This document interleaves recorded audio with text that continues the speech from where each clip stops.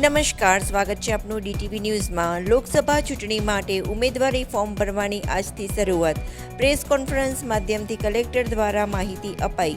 લોકસભા 2024ની ચૂંટણી માટે આજથી જાહેરનામું પ્રસિદ્ધ કરાયું છે અને દાહોદ લોકસભા બેઠકની ચૂંટણી માટે આજથી ફોર્મ ભરવાની શરૂઆત થઈ છે।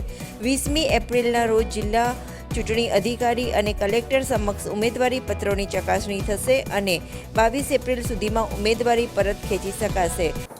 આજે લોકસભાની ચૂંટણી માટે જાહેરનામું નોટિફિકેશન આવી ગયેલું છે। આજથી નોમિનેશનની પ્રક્રિયા જો છે એ શરૂ થઈ ગઈ છે અને 19 તારીખના બપોરના 3 વાગ્યા સુધી ઈચ્છુક ઉમેદવારો જો છે આપનું નોમિનેશન ફાઇલ કરી શકે છે। 20મી તારીખે એની સ્ક્રુટિની કરવામાં આવશે અને 22મી તારીખના 3 વાગ્યા સુધી એનું વિડ્રોવલ થઈ શકે છે। 22 તારીખે 3 વાગ્યા પછી ફાઇનલ ઉમેદવારોની યાદી નક્કી કરવામાં આવશે અને એના પછી ચૂંટણી યોજવામાં આવશે। આપની ચૂંટણી જો છે એ 7 મે 2024ના દિવસે થવાની છે, મંગળવારના દિવસે। તો વહીવટીતંત્ર તરફથી અને ડીઈઓ કચેરી તરફથી અને આરઓ કચેરી તરફથી બધી વ્યવસ્થાઓ ગોઠવી દેવામાં આવેલી છે। પોલિંગ સ્ટાફ જો છે એમની નિમણૂકો થઈ ગયેલી છે, એમનું પ્રથમ ટ્રેનિંગ પણ થઈ ગયું છે।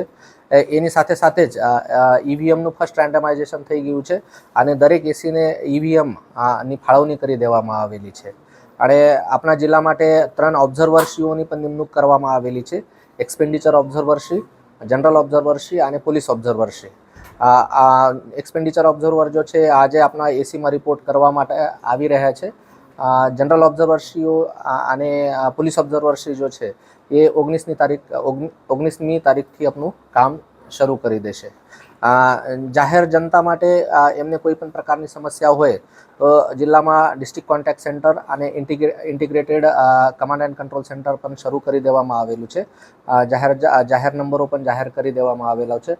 તો ચૂંટણીલક્ષી કોઈ પણ ફરિયાદ હશે કે કોઈ પણ પ્રકારની જાણકારી આપવાની હોય કે મેળવવાની હોય તો આ નંબરો ઉપર કોન્ટેક્ટ કરી શકાશે।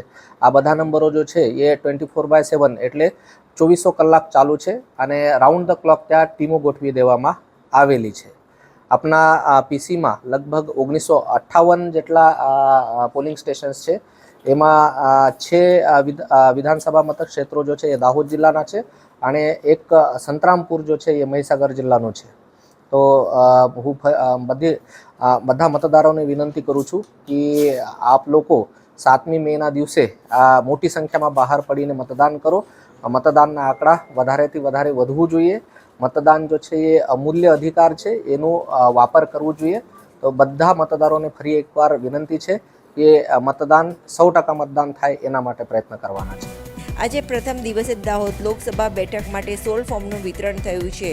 રજાના દિવસો સિવાય ઉમેદવારો પોતાનું ઉમેદવારી પત્ર ભરી શકશે અને 7 મેના રોજ મતદાન પ્રક્રિયા હાથ ધરાશે।